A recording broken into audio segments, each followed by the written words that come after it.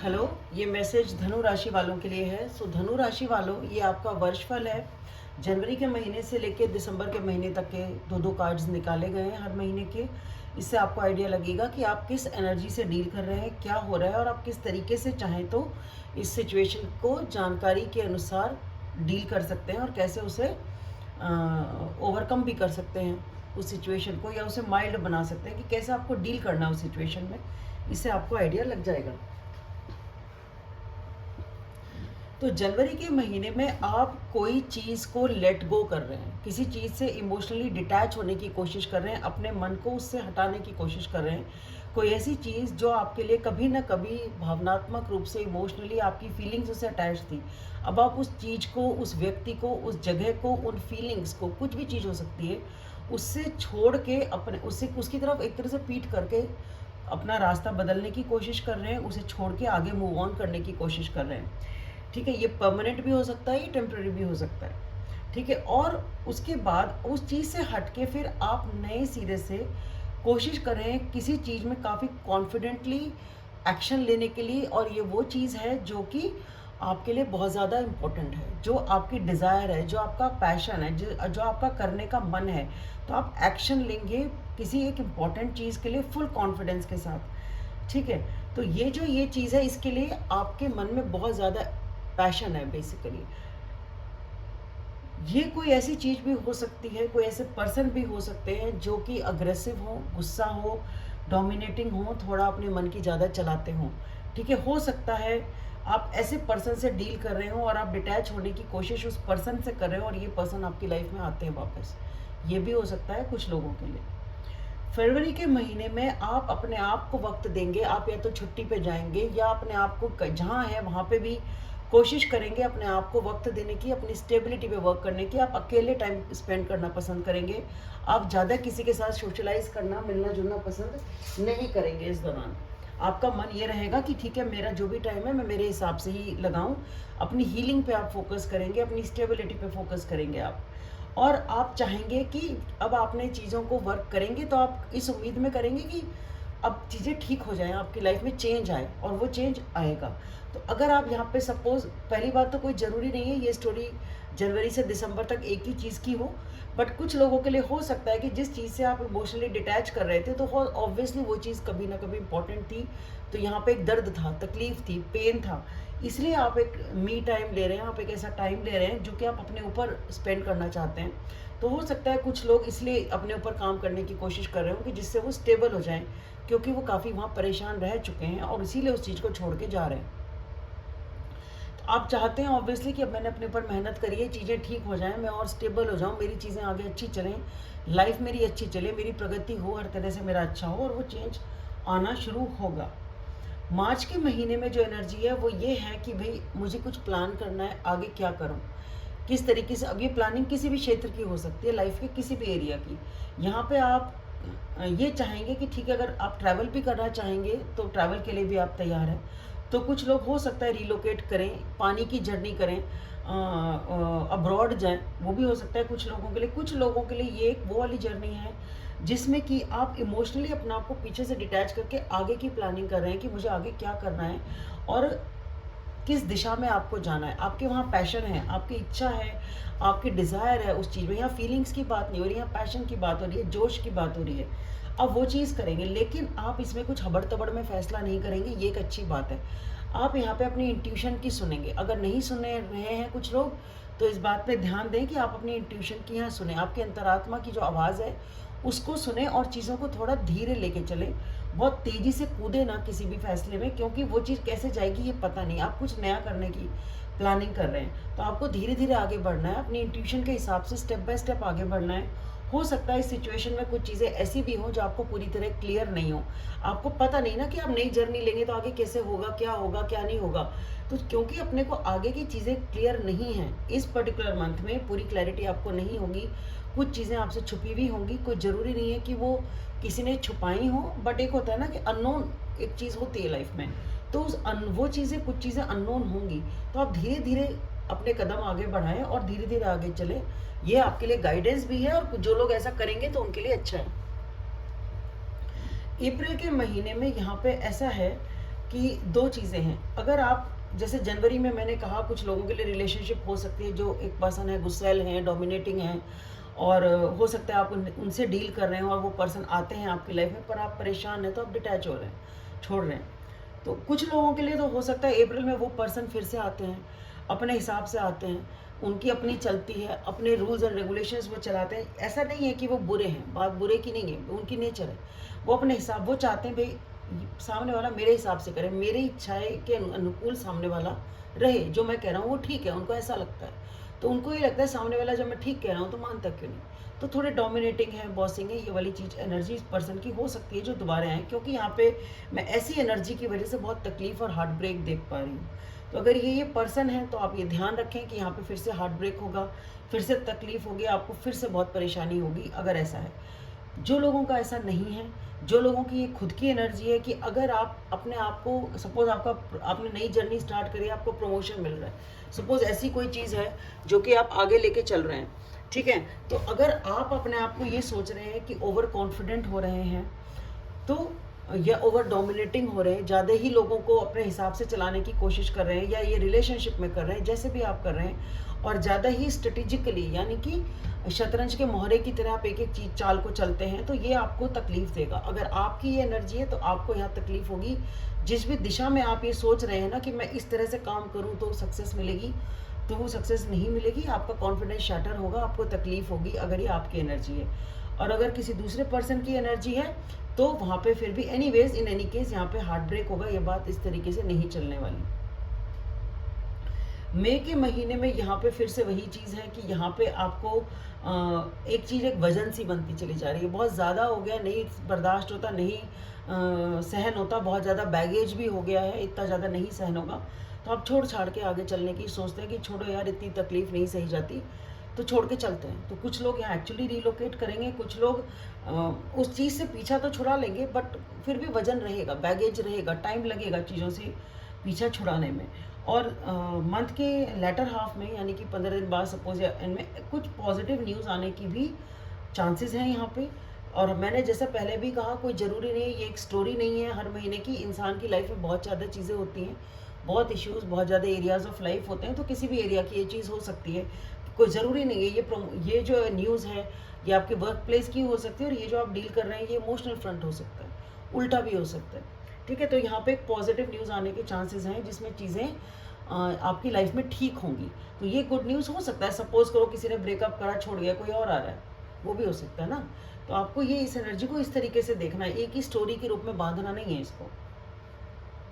मैंने कोई आ रहा है इसलिए बोला क्योंकि अगले मंथ में कुछ पॉजिटिव एनर्जी मैं देख पा रही हूँ, एटलीस्ट उन लोगों के लिए जो सपोज खुशी चाहते हैं, रिलेशनशिप चाहते हैं, कमिटमेंट चाहते हैं, तो उन लोगों के लिए एक पॉजिटिव मंथ है नेक्स्ट मंथ जो है जून का।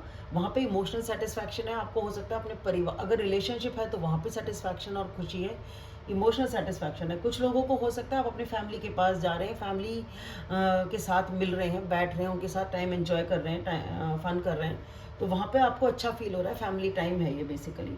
और फिर उसके बाद में कुछ लोग हो सकता है कि ठीक है फैमिली के साथ टाइम स्पेंड करा और फिर आप अपने काम में लग गए, बिज़ी हैं आप, दूसरे पार्ट में मंथ के काफ़ी बिजी हैं, अपने काम पे फोकस कर रहे हैं, मेहनत कर रहे हैं।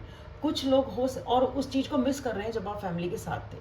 कुछ लोगों के लिए ये भी हो सकता है कि अब आपको पता चल गया कि ये जो पर्सन है या ये जो खुशी है फैमिली के साथ है, किसी पर्सन के साथ है, किसी भी एरिया ऑफ लाइफ में जहाँ आप अपने आप को इमोशनली संतुष्ट महसूस करते हैं, तो आप उसके ऊपर मेहनत कर रहे हैं कि इसको मुझे खोना नहीं है, इसको मुझे जाने नहीं देना है, तो मुझे इस खुशी के ऊपर वर्क करना है। तो जो भी एरिया ऑफ लाइफ या जो भी पर्सन, जो भी चीज़ आपको खुशी दे रही है, जिसमें आपका मन अंदर से खुश है, तृप्त है आपकी आत्मा, तो आप उसके ऊपर मेहनत करेंगे। तो बेसिकली आप यहाँ पे मेहनत कर रहे हैं and later part of the month में। जुलाई के महीने में एक छोटी सी कोई नई शुरुआत हो सकती है, स्टेबिलिटी की तरफ, फाइनेंसेस की तरफ, या कोई भी ऐसी चीज़ जो कि मटेरियलिस्टिक है, जो इन चीज़ों से कंसर्न है। एक नई शुरुआत हो सकती है, छोटा सा कदम जिसमें आप उतना इन्वेस्ट करें जितना आपको रिटर्न मिल रहा है। तो इक्वल गिव एंड टेक होना चाहिए यहाँ पे, और वही होगा। तो आप इसी उम्मीद से करेंगे कि या सामने वाला इसी उम्मीद से करेगा या ये चीज़ इसी तरह से हो जाएगी कि ठीक है भाई, अगर मैंने इतना किया है तो आप भी तो कुछ करो रिटर्न में। यही थोड़ी कि मैं ही करता रहूँ या मैं ही करती रहूँ वन वे, तो ये चीज़ अगेन रिलेशनशिप में भी हो सकती है, या ये चीज़ किसी भी एरिया ऑफ लाइफ में, आपके फाइनेंसिस में हो सकती है, आपके करियर में भी हो सकती है कि आप जितना करेंगे आपको उतना रिवॉर्ड मिल जाएगा। आप किसी पर्सन के लिए करेंगे तो वो मिल जाएगा, आपको संस्था के लिए करना है उतना मिल जाएगा, या आप पैसा कमा रहे हैं तो जितनी आप मेहनत करोगे उतना आपको पैसा मिल जाएगा। तो यहाँ पे इक्वल गिव एंड टेक की एनर्जी है ऐसे एरिया में लाइफ की, जिसमें आप एक छोटा सा कदम बढ़ाते हैं। तो बहुत बड़ा कुछ नहीं है, सिंपल सी छोटी सी चीज़ है जिसमें आपको इक्वल गिव एंड, ठीक है, जितनी आप मेहनत करोगे उतना आपको रिवॉर्ड इसमें मिल जाएगा। अगस्त के महीने में यहाँ पे आप बहुत ज़्यादा इमोशनल हैं, इमोशनली कंट्रोल्ड हैं। अगेन ये कोई और पर्सन भी हो सकता है, पर फिर से आपका यहाँ दिल दुख रहा है और आप उस चीज़ से छोड़ना चाहते हैं। उससे यहाँ पे अगेन जहाँ जहाँ इमोशंस की बात फिर से आ रही है, यहाँ पे आप फिर से अपने आप को यही पाएंगे कि आपको तकलीफ़ हो रही है, और आप फिर से उस चीज़ को एंड करके आगे निकलने की सोचेंगे, उसे छोड़ने की सोचेंगे। आपको यहाँ पे लगेगा कि बैक स्टैब ही हो रहा है, मुझसे नहीं डील होता इतना वो। अगर ये फिर से कोई पर्सन है तो ये पर्सन हो सकता है ऐसे हो जो इमोशनली बहुत स्टेबल हैं, इमोशंस तो हैं पर दिखाते नहीं, और वो आपसे झिलता नहीं कि ठीक है इमोशंस हैं तो बोलते क्यों नहीं भाई, बताते क्यों नहीं, वो बात को आगे क्यों नहीं बढ़ाते। तो वो आपसे डील होगा नहीं। तो आप या तो इस, क्योंकि मैं ये सब इसलिए बोल रही हूँ क्योंकि जो दूसरा कार्ड है वो यही है कि आप उस चीज़ को छोड़ रहे हैं। तो छोड़ेगा इंसान तभी जब कुछ ना कुछ वहाँ इमोशंस होने के बावजूद प्रॉब्लम है। तो या तो ये पर्सन इमोशंस दिखा नहीं रहे अगर ये पर्सन है, या फिर ये अगर आप हैं तो ये आपकी फीलिंग्स और आपके इमोशंस हैं और आप उससे डील करना नहीं चाहते। नहीं भाई मुझे नहीं होना इमोशनल दोबारा से, ठीक है, तो मुझे इमोशनल नहीं होना। तो आप उस जो भी ये एनर्जी है, ये एक ऐसी एनर्जी है जो इमोशन से डील नहीं करना, मुझे इस एस्पेक्ट पे बात ही नहीं करनी, और आप उससे आगे, क्योंकि आपको उससे तकलीफ होती है तो आप उसे छोड़ के आगे चलेंगे, उस चीज़ को ख़त्म करेंगे। उस चीज़ से आपको तकलीफ होगी। ये कोई पर्सन हो सकता है, कोई भी एरिया ऑफ लाइफ हो सकता है, या आप ये खुद हो सकते हैं कि भाई ठीक है इमोशनल हो रहे हैं, काफ़ी हो रहे हैं, ठीक है छोड़ो रे यार, नहीं करना, चलो आगे छोड़ो इस चीज़ को, वो वाली चीज़। सितंबर के महीने में आप अपसेट हैं, तो ये वही एनर्जी, लिंगरिंग एनर्जी लग रही है मुझे। आप अपसेट हैं, आपको आगे का कुछ पता नहीं है। कुछ लोग हो सकता है थोड़े डिप्रेस भी फील करें, हो सकता है बहुत ही ड्रिंक व्रिंक करें कोई लोग, अगर ऐसे हैं तो। पर यहाँ पे आपको कुछ क्लैरिटी नहीं है, कुछ सब कुछ अननोन है, कुछ नहीं पता क्या होना है।